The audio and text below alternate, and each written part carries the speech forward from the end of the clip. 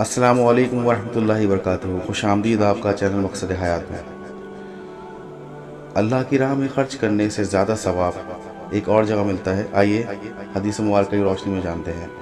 حضرت ابو ہریرہ رضی اللہ تعالیٰ عنہ سے روایت ہے کہ رسول کریم صلی اللہ تعالیٰ علیہ وسلم نے ارشاد فرمایا کہ ایک دینار وہ ہے جو تم اللہ کی راہ میں جہاد میں خرچ کرو، اور ایک دینار وہ ہے جو تم کسی غلام کو آزاد کرنے میں خرچ کرو، اور ایک دینار وہ ہے جو تم مسکین کو دینے میں خرچ کرو، اور ایک دینار وہ ہے جو تم اپنے گھر والوں بیوی بچوں پر خرچ کرو۔ ان میں سب سے زیادہ ثواب اس دینار کا ہے جو تم اپنے گھر والوں پر خرچ کرو۔